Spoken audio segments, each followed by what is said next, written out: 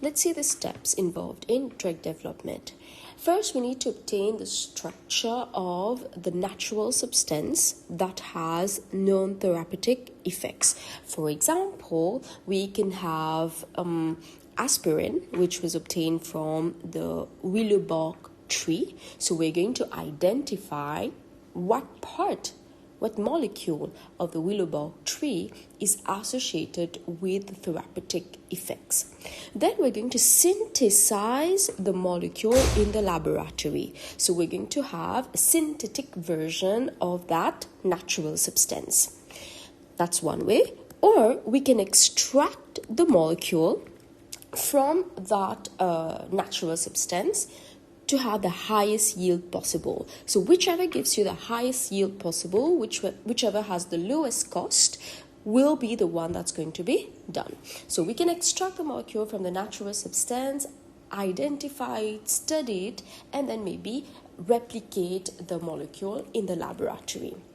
Once we have this, we're going to test the drug now.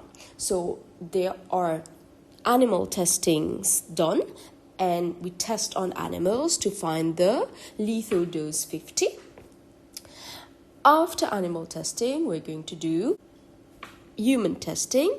So when we do human testing, the human population on which the test is done is going to be divided into two groups. One group is given the real drug, while the other group is given a placebo drug. The placebo does not contain any of the drug being tested, and neither the patient nor the administrators know who has received the drug and who has received the placebo.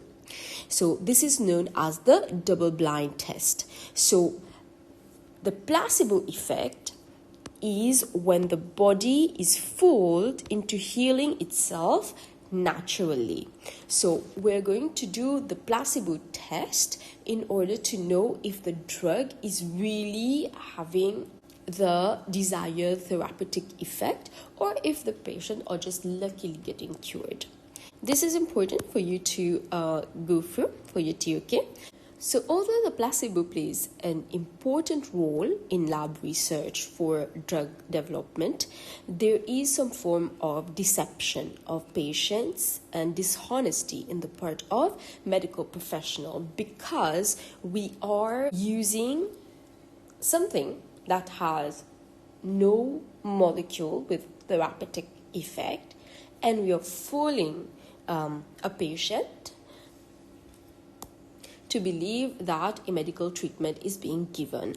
However, there are certain cases where the placebo effect has given significant improvement in the patient health.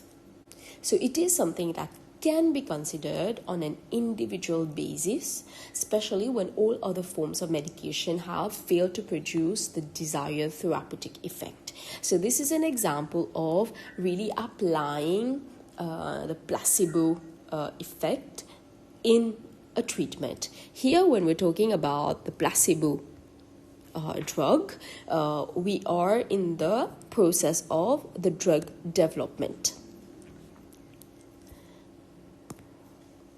Now, there are also other factors that must be determined during clinical drug trials. First is the risk and benefit ratio. Any drug has side effects, and whatever benefits you're getting from the drug should be much greater than whatever side effects or risks that the drug could produce. And before we make a drug commercially available, it goes through a variety of tests. For example, we determine its efficiency, the stability of the side effects of the drug, the effects of potential abuse of the drug. All this must be determined. However, depending on local regulations, some country might accept a drug, some country might accept it but would require prescription for the drug, and some country might completely ban the drug. So this is an issue, and it raises many ethical considerations such as the access to same medical facilities by all citizens. The second factor that must be considered during clinical drug trial is unwanted side effects. So side effects occur when the drug interferes with biological processes in a non-beneficial way. For example, aspirin is taken as an analgesic. Analgesic means it's a painkiller.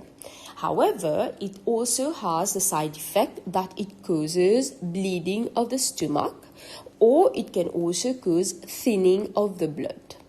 Yes, these are two side effects. However, the side effect of the thinning of the blood is a reason why sometimes aspirin is prescribed. There are situations where people are at risk of having heart problems because of the blood pressure. Therefore, they are given aspirin to thin the blood and to reduce the risk of blood clotting. Another example is morphine. So morphine is very carefully prescribed because it can cause addiction. It is a strong painkiller, but it also causes constipation. So when someone suffers from diarrhea, the use of morphine can also help to reduce diarrhea. But the side effects also include headaches, nausea, dizziness. Another thing that has to be considered is drug tolerance. So when you take drugs regularly, especially opiates are drugs that are addictive, it can reduce the body's response to the drug, which means that if initially you needed to take a 50 milligram of the drug to feel effect, after several administrations of the drug, you might be required to take 100 milligram of the drug to have the same effect. Eventually, it's going to increase 150 milligrams of the drug to have the same effect. So it's kind of like the body is getting used to that drug. So you need to take larger quantities of the drug to gain this original effect. Because you're taking more of the drug, you're going to have greater risk of feeling the side effects more pronouncedly. Another factor is the addiction related to the drug. It is the compulsive desire of the user to take the drug regardless of the health problems. There are drugs that are highly addictive.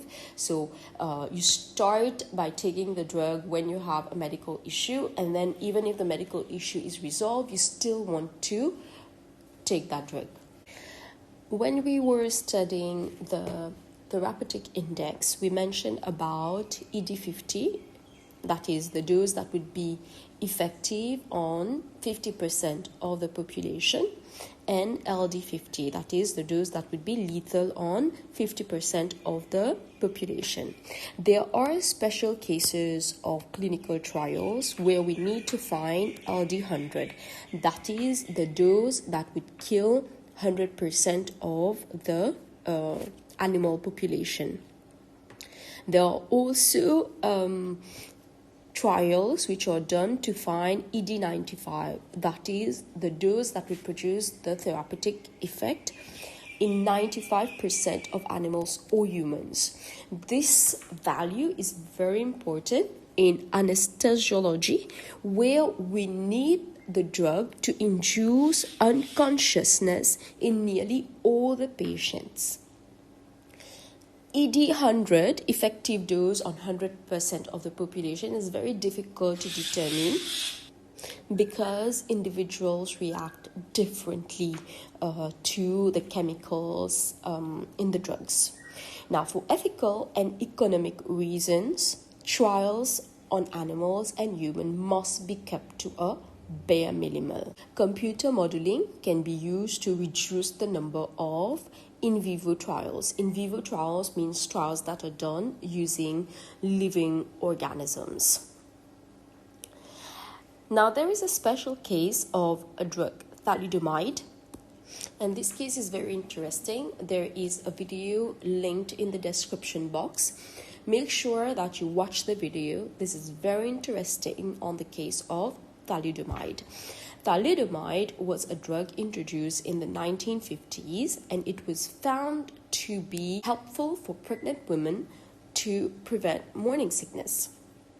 At that time, there wasn't research about the ability for drugs to cross the placenta to reach the fetus. So, research had shown that there were some problems, but they did not withdraw the drug, even if there were reports of babies being born with severe deformities. And they didn't withdraw the drugs because they were making huge profits from its sales. So what happened is that in the early 1960s, there were more than 10,000 babies born with deformities.